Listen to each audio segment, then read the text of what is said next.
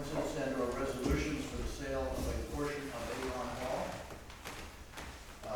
Let me welcome and introduce Bill Fisher and Drew Mitchell, who are the prospective buyers. Many of you have met them, but many of you have not. So they are right here in the first row, and we love having them here.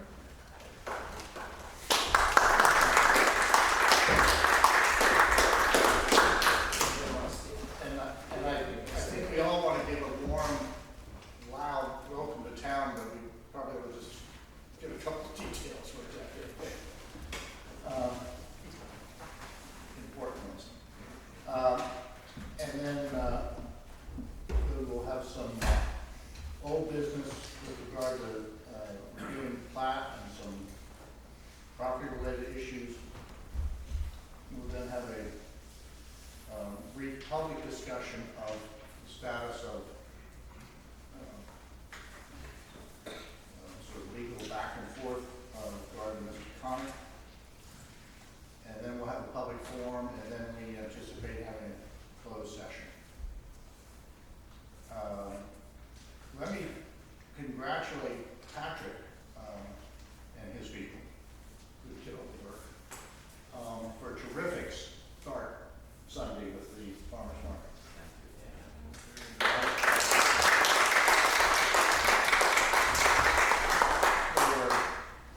I had no idea how many people were going to show up, but when I walked in, there were more people than I expected, without knowing what the baseline was going to be. And it was a great turnout, and local people and people from afar. We had both vendors and attendees, so it was really good.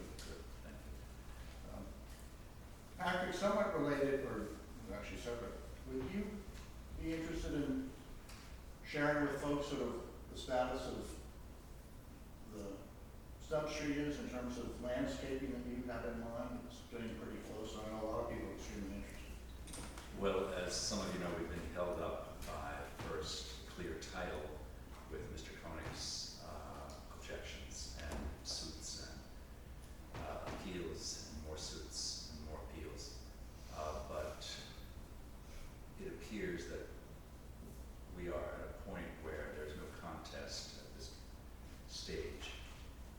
And we are moving forward. Most of the work you can't see that's already been done. Conduit has been laid and all the wiring has been underground so that we can remove all the telephone lines and the poles. So we laid conduit all the way from Harris Hollow Road across the field underground, and we will bring our power from that street. So we'll be able to remove three unsightly poles in the wires, one of them going all the way to the town fountain area. But that requires CenturyLink, another governmental bureaucracy, to actually finish the job of splicing. I'm not exactly sure what splicers do, but generally they've been coming and being called off the project to do emergency outside Charlottesville. So it was all promised that it would be finally completed 2 weeks ago, and then 1 week ago, and the splicers got called off. So they got called off again today, and I spoke to the head guy at CenturyLink, and he thinks they'll be here tomorrow. As soon as they finish their work, taking the 2 wires down that are there, poles will be removed. The trees have been waiting, will be lined with trees. And the lamp posts, which will match those at the church fountain, are here waiting in storage. And they will be put up with sidewalks. So the same people who did the stonework at the church will be doing the grading and the finishing. Sarah Stone, we've done a stone wall already. They'll do the sidewalks, a brick, real brick crosswalk, and it'll look quite different. You might not even recognize it. So we wish we could say it'll all be done by Friday, but that's what they're telling us. But the completion work, the pretty stuff, will be done quite quickly because everything's here. So every couple of days we meet with Sarah Stone, their men of boys, they'll come out as soon as those poles are down. They can't grade around the poles because it would just be messed up when the poles are dragged out of there for a winter. So coming soon, a new alley. That's great. Given what you're spending on, I would call them LA. Well, definitely. Or something. Well, thank you, that's exciting. Good. All right, I'd like to open up a public hearing with regard to the sale of Avon Hall. We welcome anybody's comments, observations as to the sale.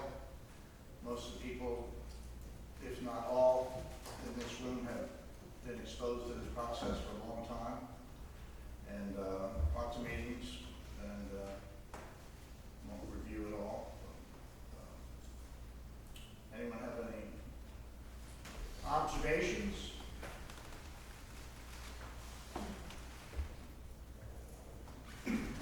No? I just want to say I think it's exactly what Mr. Carey would want. Very nice, Sean. Anyone else that's got any,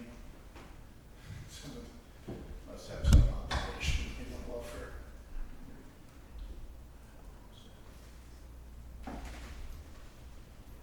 Well, or questions? If not, then I will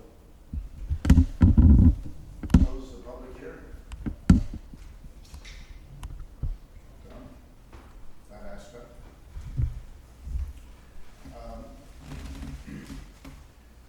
Mr. Bennett, next we need to review and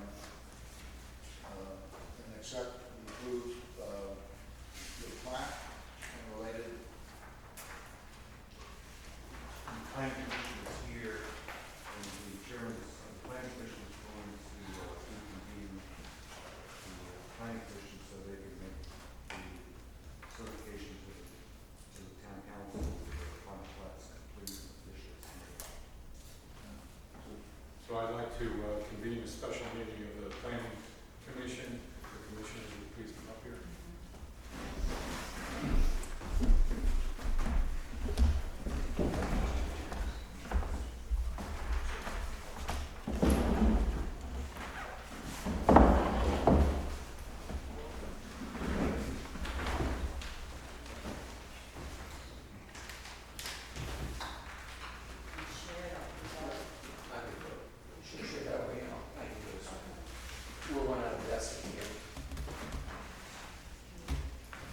Chairman, the matter before the planning commission is review of the plat and for the planning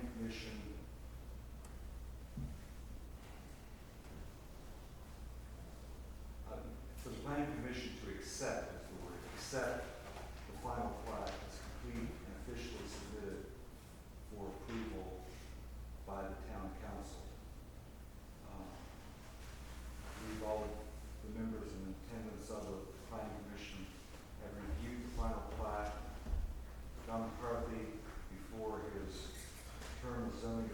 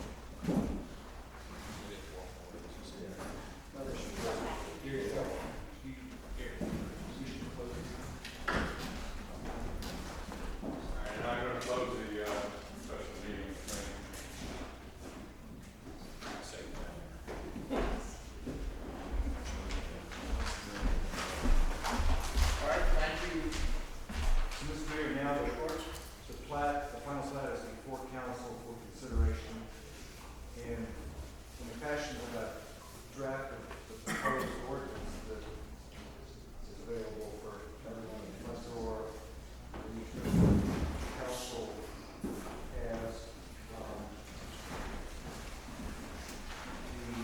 the approval of the final plat would be part of the approval of the ordinance to sell under this ordinance if the council is so inclined.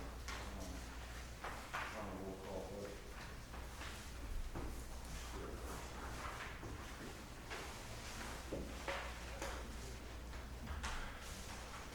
Or if Mary, the town could properly, council could properly take up the final plat right now as a separate matter to consider whether to approve that or not.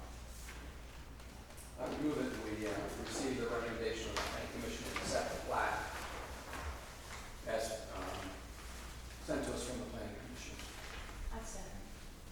and to approve it, to accept and approve the plat on the recommendation of the planning commission. Second. Second.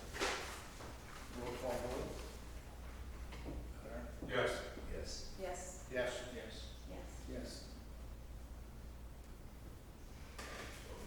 Everybody here, full vote, all in aye, is that right?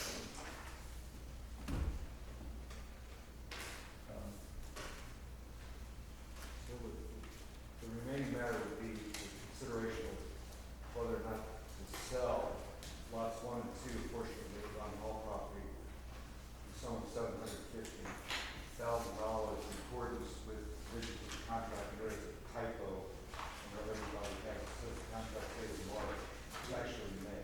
May March. On the first page. Second line from the bottom.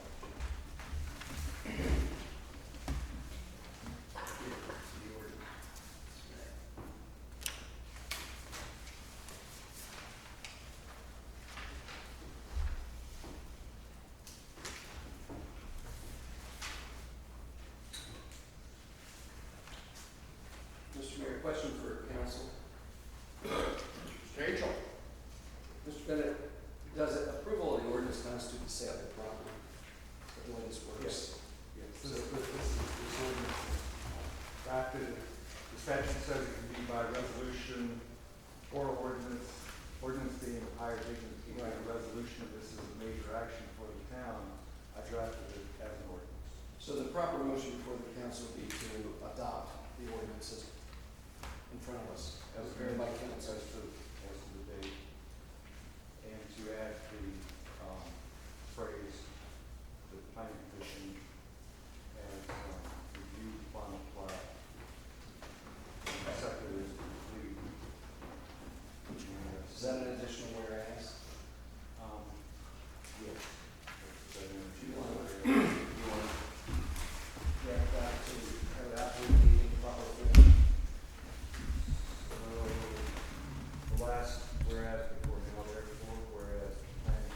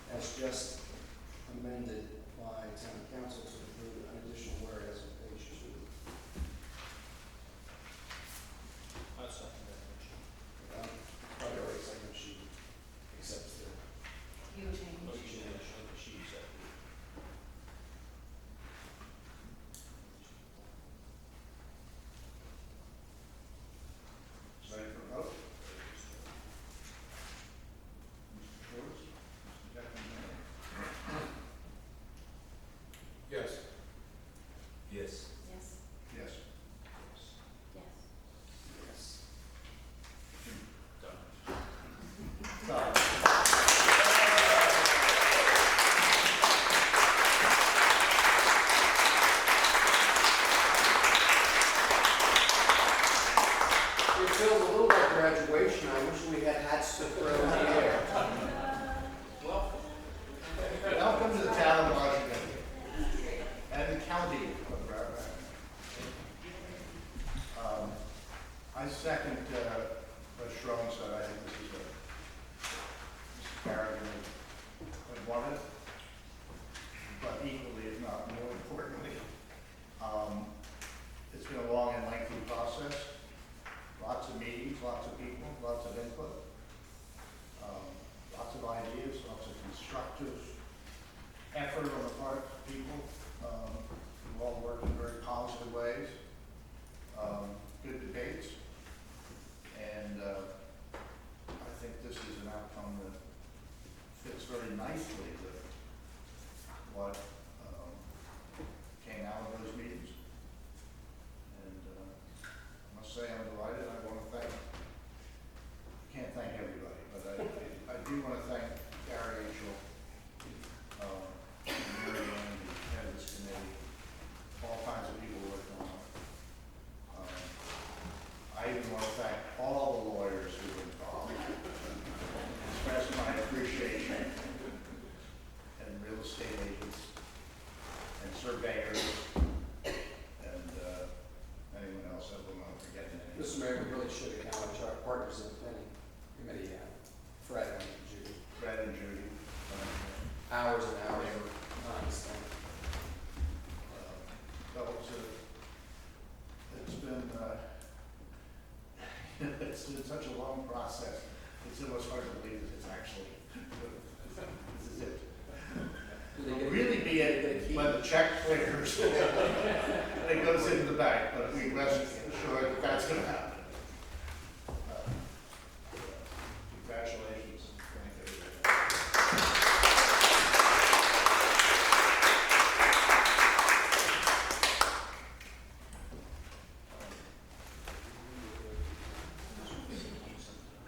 Thank you. I guess that's it. Something else for the hard work. That's it. Done. All right. The second and last item on the agenda of the public forum is kind of an update on where things stand with regard to Mr. Connick and the town. And then we will be actually going into a closed session afterwards to discuss it in more detail, but I think everybody deserves sort of a general update on where things stand. I said this last time, I'm going to repeat it, because not everybody was here. Let's review what's happened. Mr. Connick sued the inn and sued the town. 3 different counts. Went before the circuit judge. Judge ruled against him. Judge went out of his way on the issue of standing. Judge went out of his way to say even if he had standing, the judge essentially rejected the arguments on 2 of the issues that Mr. Connick raised. The third one, he said there might be some issue in terms of how the substrate was transferred, so we cleaned that up. The judge ruled against Mr. Connick, and in the process, he sanctioned him for abuse of process for $1,000. Then gave Mr. Connick the opportunity for 30 days to come back again and try it again. And once again, the judge ruled against Mr. Connick and sanctioned him a second time for another abuse of process in a separate issue, to $500 fine. Mr. Connick then took it to the Virginia State Supreme Court, asked them to review it. 3 judges in that court chose not to kick it up to the court. That is to say, rejected Mr. Connick's legal argument. Similarly, coincidentally, Mr. Connick went to VDOT and complained about the process of the substrate. And we did indeed make some changes. There were issues that were raised and we dealt with them. VDOT sided with the town. He and others then went to the Transportation Board of Virginia to get them to overrule VDOT on the substrate issue. And they supported VDOT and ruled against Mr. Connick. He then went to the circuit court judge and had him review the situation. And the circuit court judge threw out the case. So there's kind of a trend here. Now, the inn and Mr. Connick, for their own reasons, decided to settle the existing suit between, that the inn is directed towards Mr. Connick. The town has been asked by Mr. Connick, or someone indirectly, I think, for us to reach an agreement with him. Essentially says that we're not going to sue him. If he doesn't sue us, he won't sue us, we don't sue him. We haven't sued him. Throughout this whole process, the town chose, made a conscious decision not to sue Mr. Connick.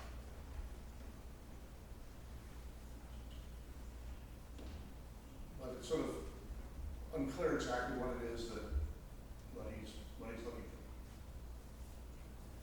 And there has been an exchange of, which you didn't know, didn't exchange some emails. But we have not progressed very far in the subject. We're waiting to hear actually from Mr. Connick as to our last email. So that's kind of where things are. And some wondering what it is that we're supposed to be settling. Mr. Bennett, you want to clean up anything I said? If I made any mistakes, which I might well have, I'd be happy to be corrected. So I think my fundamental point's pretty straightforward. I'll just say this, that I've been asked, not necessarily by town council persons, whether the town should take any action against Mr. Connick as a result of his actions in all these various matters. And anytime questions come up, I've just said to everyone that consideration of any of those matters would be premature until the entire matter is over. And it appears now that the entire matter is over, but the appeal period for the action by the circuit court judge denying Mr. Connick's appeal to overturn the action of the transportation board, that time period has passed. So all the matters related to the outstanding suits involving the town and VDOT are resolved in favor of the town and in favor of the ownership by the end of the substance of do these improvements. Now, if that's the situation,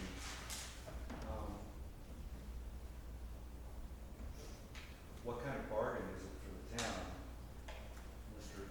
Connick, to now ask to settle everything, having lost on every point, but asking the town to take no action against him after the town has expended $50,000, over $50,000 in attorney's fees on what amount frivolous lawsuits, taxpayers' money.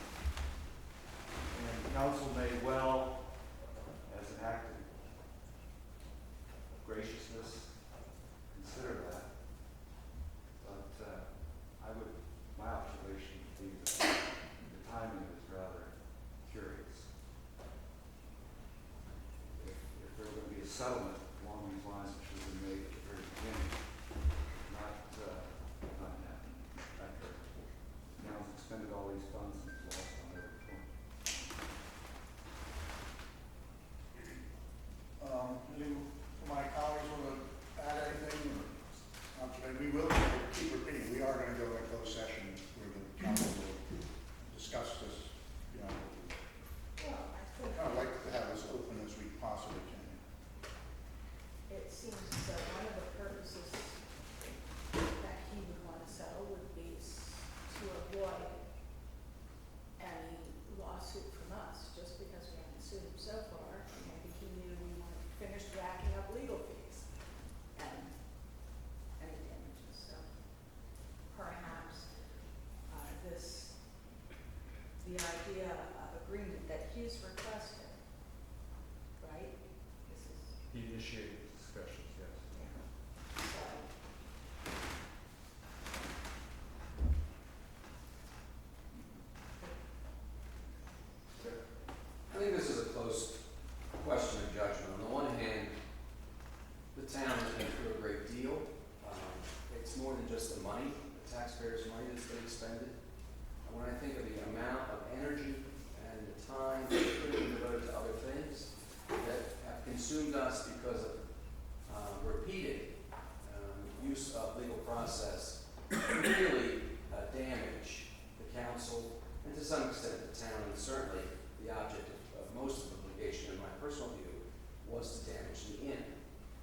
To now say, well, we'll all just let bygones be bygones, would be hard to accept.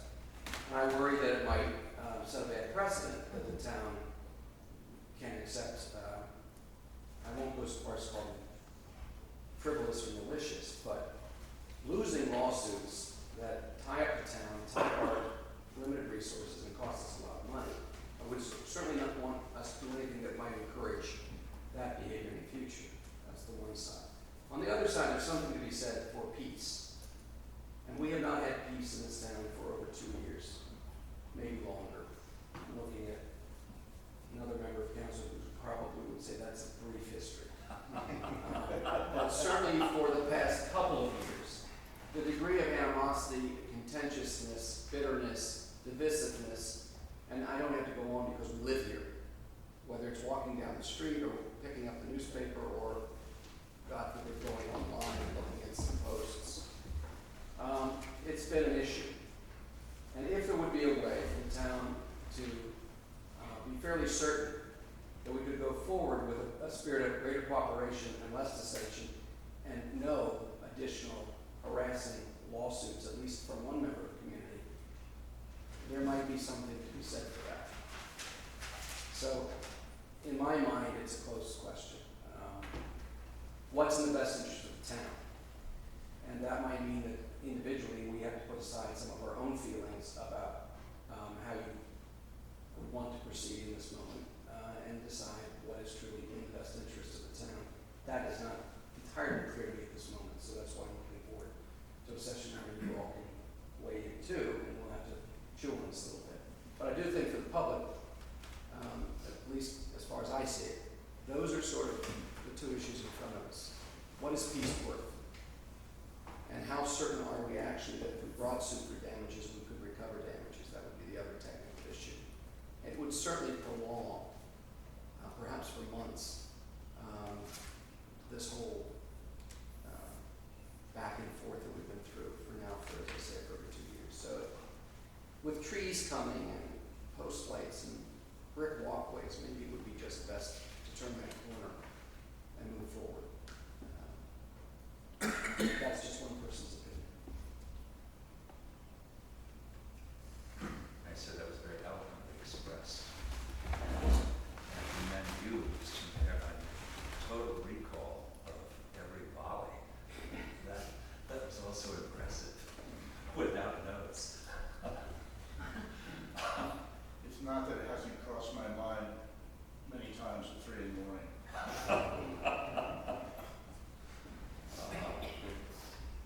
I left out the part that suggested criminal behavior on the parts of people in this town council.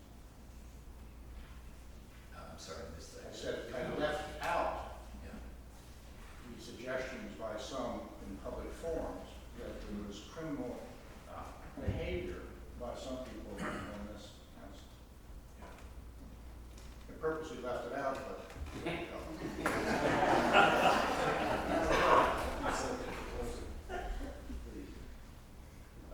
Gary? I just have a short sentence here. I think it's well known that the intention of all of these suits was to make the process of governing the town, to impede the process of governing the town. I think he accomplished that very well. Personally, and I can only speak for me, but perhaps it fits some of the other council members, not only was it a distraction, a major distraction in my ability to serve on the council, but it took its toll personally on me, and I've had 2 o'clocks and 3 o'clocks thinking about this and tracking it through the appeal process. And, as a volunteer organization, moving forward to try to protect every citizen's interest in the town, I think we'll have to weigh heavily on what it did to us and what it cost us beyond the monetary side, and whether or not we could just move forward with it in peace. And that's my concerns right now. It really impacted in the heat of the process of government, and that's all your people sitting in the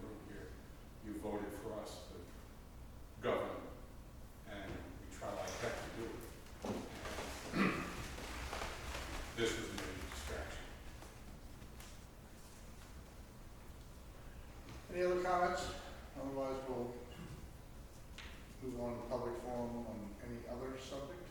I mean, open,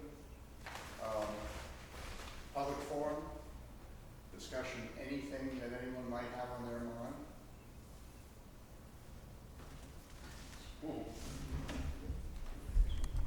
Sean, you got one first. Yes, I was just concerned that if it's taking so much of the taxpayers' money, there should be some consideration. I understand that you want to move on with what we're doing, but the thought that comes to me, the next person that comes by, think, okay, he basically got away with that. I don't know. But I'm just thinking, if that was a lot of the taxpayer money, then there should be some kind of, you know, payback in some sense. I don't know. But I understand what you're saying, just, you know, let bygones be bygones, but still, there's a lot of money, like you said, like $50,000, that's quite a bit of money for attorney fees and stuff, and all the stress and everything, pain and suffering. I don't know. Yeah, So, I'm just thinking that there should be, I mean, to let it go, but there should be something put in the clause or the law, something that if this happens again, that we will take action or something. Something needs to be done. thank That's you. my opinion. Ed? Fred Kaitlin, citizen of the town. I think that the $50,000 war weighs heavily and on the minds of the members of the town council. That is an enormous amount of the town's budget that was wasted for this purpose. While I don't agree with feedback, as Sharon was talking about, most of the other points I agree with her on. That certainly you would like to take whatever actions are appropriate to ensure that we don't have any future frivolous lawsuits from other people. And I think the third point I would like to make is whether if there is some kind of settlement, that at least with this particular person, that there be some alternative means for discussion, such as mediation, that might be offered as a way to resolve his concerns about perhaps issues of governance or whatever are his issues, rather than go into a court of law where all of a sudden the costs go up exponentially with attorney's fees and so on and so forth, that there may be some agreement to some other means by which to resolve any future conflicts that may arise.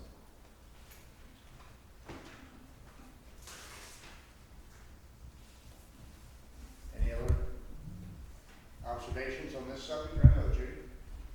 I'm going to disagree with my esteemed colleague on mediation. Mr. Connick has no standing in this town. Mr. Connick is a known mischief maker. I could use other words.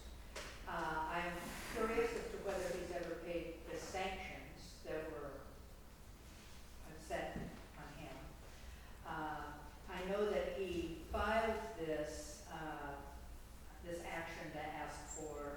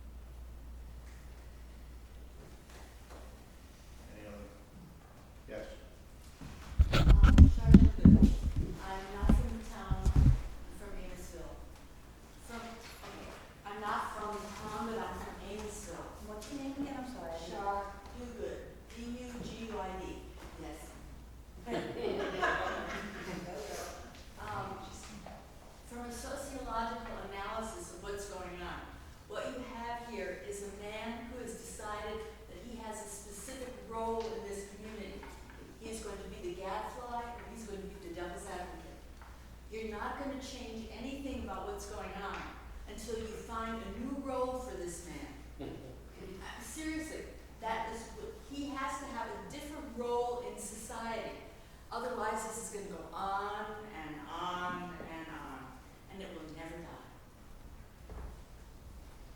You're recommending him for mayor?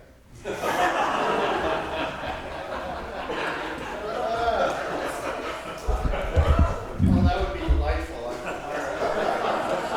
I'm motivated.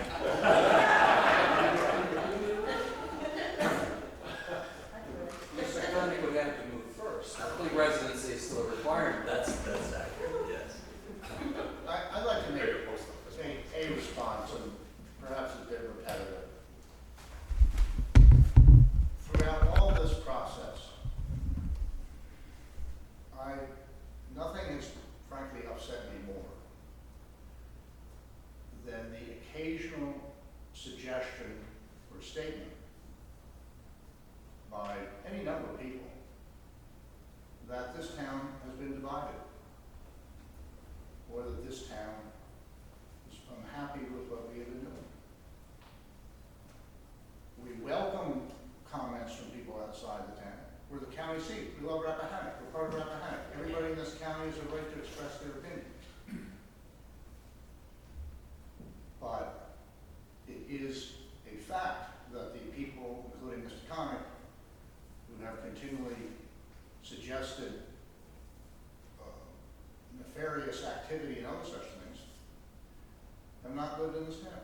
And they have that right to say it. They have a right to come in here and say it. It's fine.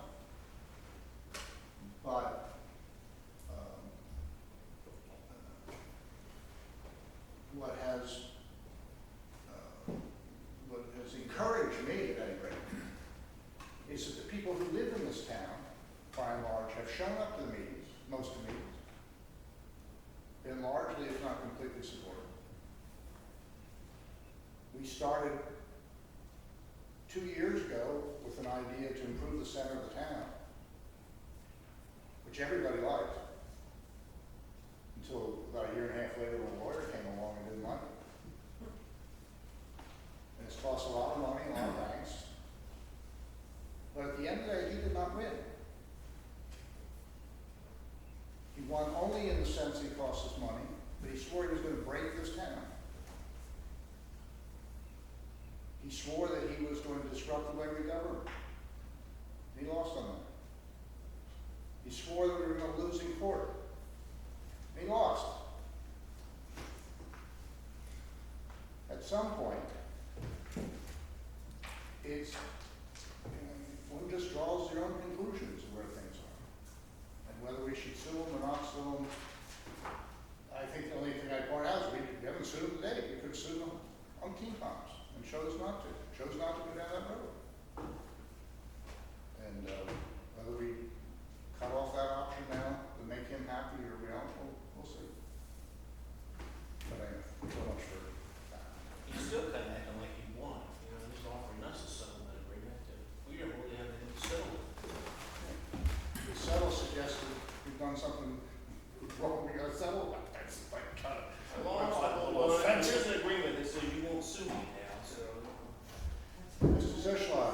Yeah. Just a question, you kind of do have something you could settle, I guess, other than deciding not to countersue or not. Could you not, I'm certainly no lawyer, but could you not bar him from ever suing the town again, or is that some sort of restraining order kind of deal as a part of your settlement, where you're sort of guaranteeing that, at least with this particular individual, you won't have anything to worry about in the future? I mean, I don't know if that's legally enforceable or possible, but that certainly would be an option. I'll defer to lawyers here, but before I really defer, it's my understanding he could agree not to sue us on anything that is going on the relevant subjects.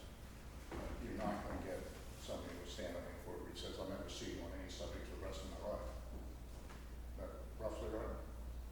There's what's called covenant not to sue, and they are enforceable under certain conditions, and I'll just leave it at that, we'll discuss later on. Again, it's been a long time since I've looked at these statutes, but I'm not sure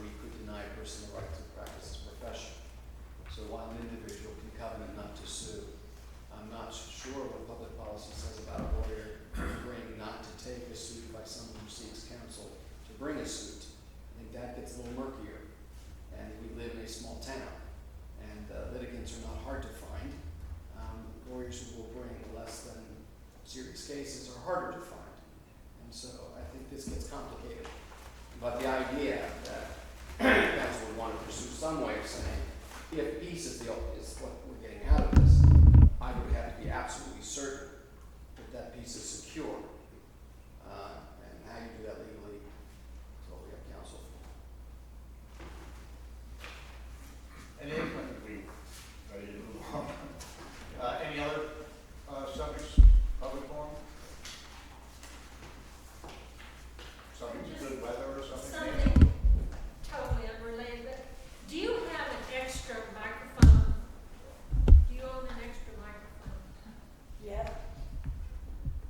For subsequent meetings, could you put another microphone? We could pass one to whoever's speaking, that probably would Or be helpful. pass, You know, pass it. Yeah. I have trouble hearing. It's not working. Yeah. She can't hear us today. Yeah, okay. Good point. Anything else? If not, I'm going to close the public forum. And thank you, everybody, for joining us. Pardon? Next, yeah, just so everyone knows, there will be the regular town council meeting next Monday.